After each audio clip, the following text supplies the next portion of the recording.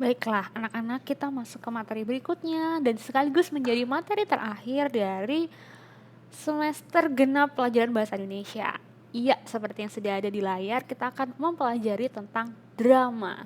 Nah, drama itu adalah sebuah kisah yang berisi kehidupan manusia dan dipentaskan ini harus berdasarkan naskah. Nah, jadi kalau misalnya tidak berdasarkan naskah, apakah tidak bisa disebut dengan drama, Bu? Begitulah kesimpulannya.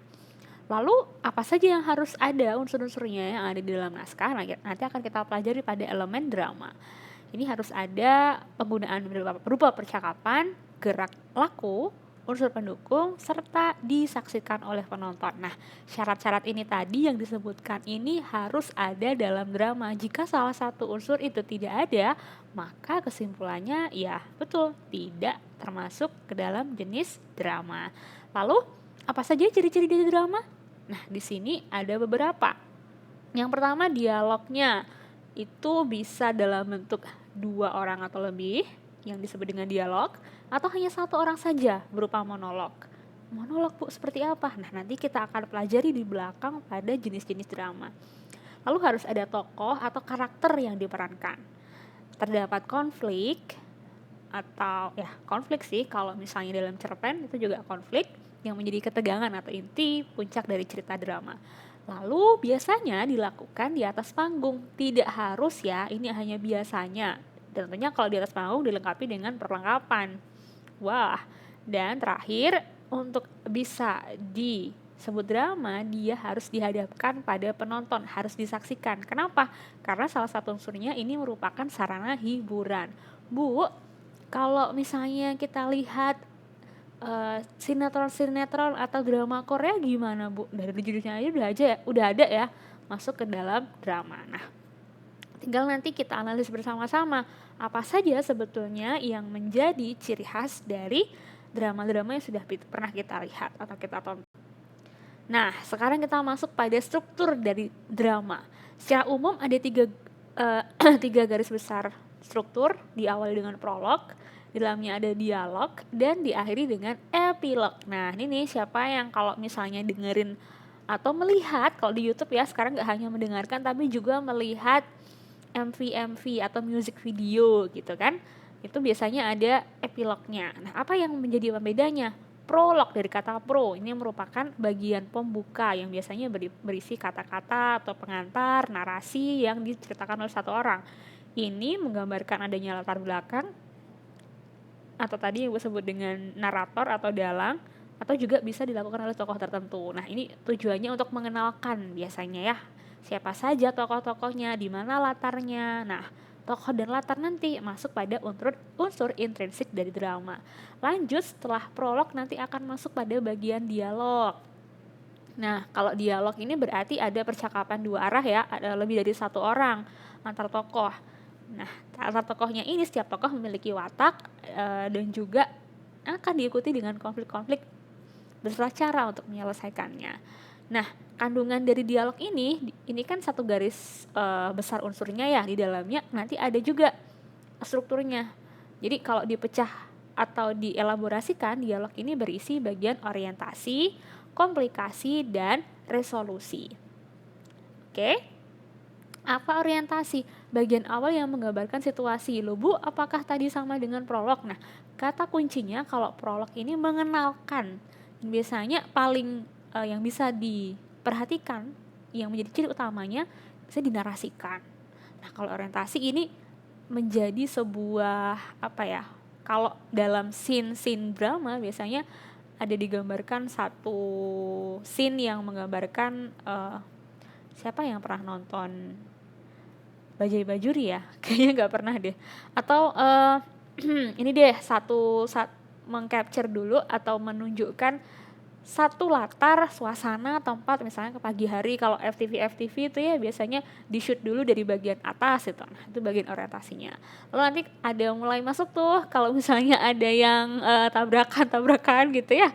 Nah, masuk bagian komplikasi, itu mulai ada pengembangan cerita yang dihadapi oleh tokoh.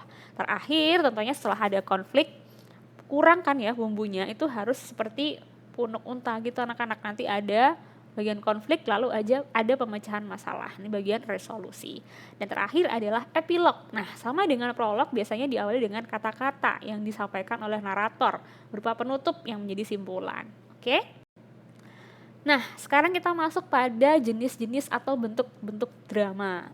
Sudah ada semuanya di sini, nanti tinggal dibacakan sepertinya ya. Karena ibu juga belajar nih, wah ternyata drama itu jenisnya udah banyak sekali dan istilah-istilahnya baru nih untuk dikenal. Pertama, drama absurd. Wah, dari katanya absurd ya. Ini dengan sengaja mengabaikan atau melanggar konvensi alur, penokohan, dan tematik. Intinya kalau kita ngelihat sekilas, wah ini nggak bisa dikategorikan sebagai drama gitu. Lalu ada drama baca, drama yang cocoknya untuk dibaca atau bukan dipentaskan. Nah, nanti tugas kita masing-masing adalah mencari seperti apa sih contoh dari bentuk-bentuk drama ini. Apa saja sih kalau misalnya bisa kita cari di YouTube. Nah, termasuk apa nih drama yang ada di sana.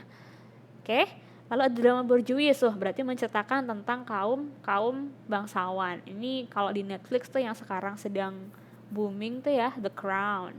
Ibu ingatnya yang bahasa Inggris nih malah. Ada drama domestik. Nah, ini kalau misalnya yang kemarin nonton di YouTube, orang dari Jawa tuh booming, lumayan trending nomor 1. Ntar kalau coba kalian cek deh, tonton drama judulnya Tilik, TILIK. Ada drama duka yang menggambarkan kejahatan keruntuhan tokoh utama, ini yang isi sedih-sedih gitu ya. Kalau sekarang di Indonesia mungkin itu tenggelamnya kapal Van der Wijk, terus Surat untuk Delisha yang tsunami Aceh gitu. Ada drama liturgis. Wah, apa tuh liturgis? Wah, ternyata ini ada hubungannya dengan keagamaan Kristen.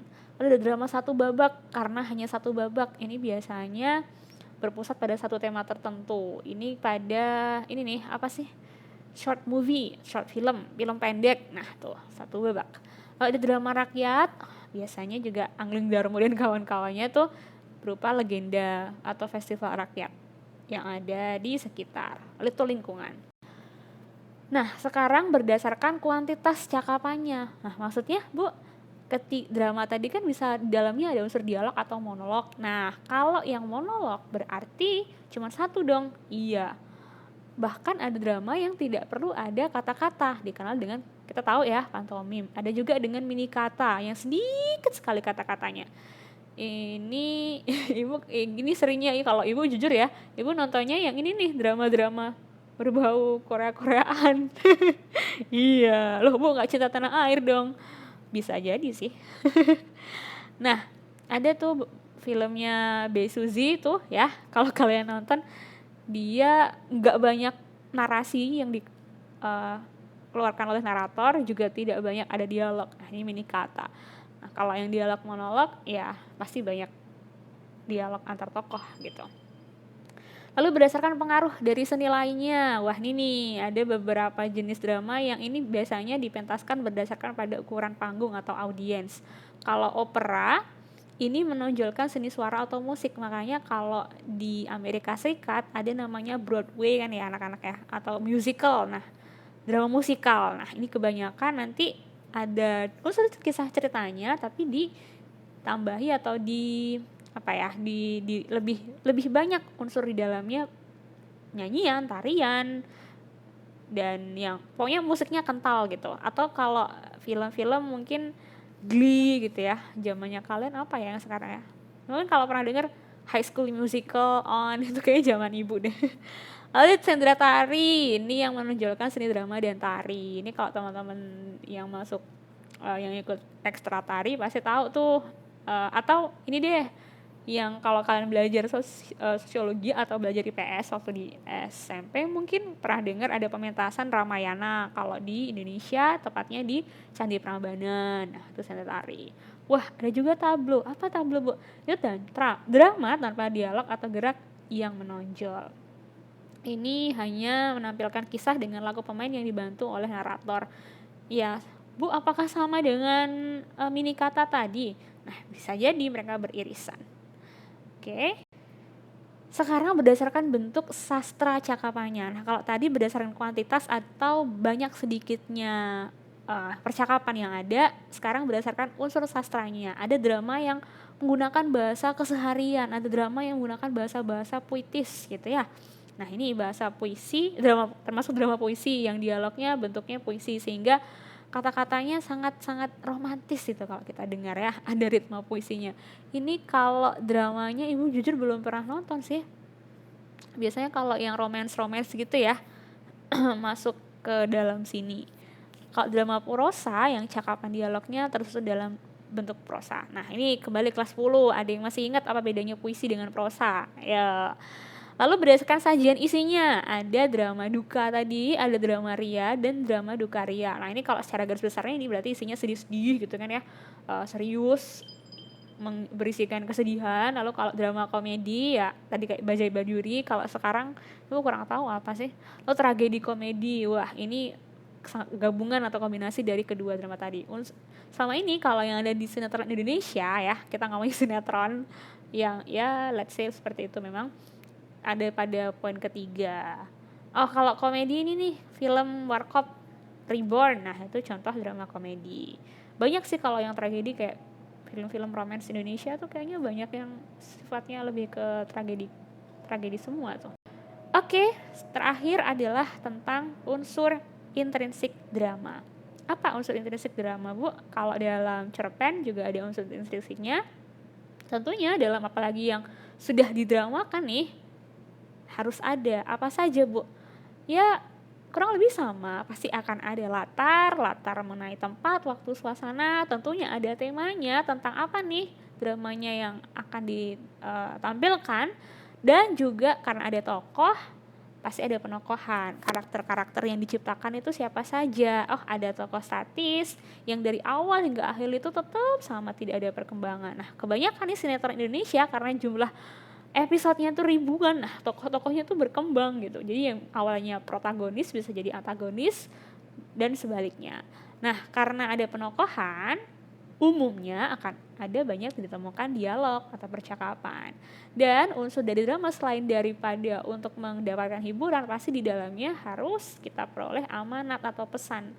Pesan itu bisa, kalau kita lihat misalnya drama-drama yang tragedi gitu, itu kayaknya nggak ada deh, Bu, atau drama-drama yang sifatnya disaster, kebencanaan alam. Dia tidak akan secara langsung menunjukkan amanat apa yang akan diperoleh, tapi kita harus secara tersirat gitu. Oke. Tadi tokohnya sampai berkembang aja. Oh ada juga tokoh gagal atau badut nih, biasanya kalau geng-geng anak-anak sekolahan gitu ya, dalam kelompoknya ternyata ada yang smart, ada yang famous, terkenal gitu, anak-anak hits. Lalu ada juga nanti yang dalam tokohnya tuh ada yang kayak yang lucu gitu, tokoh badut ya. Lalu ada tokoh idaman. Nah, ini berarti tokoh-tokoh yang menjadi idaman ya, kita tahu. Oke, sampai di sini dulu untuk pengenalan drama, akan kita perdalam lagi, dan tentunya gimana nih? Kita bahas aja minggu depan atau dalam ini ya, dalam percakapan grup. Proyek apa sih sebenarnya yang ingin kalian dapatkan? Kalau kemarin di Matrix sih mendemonstrasikan drama. Nah, ini gimana nih kira-kira pementasan drama ini akan menyusahkan tidak? Nah, ini harus kita sepakati bersama. Oke, anak-anak.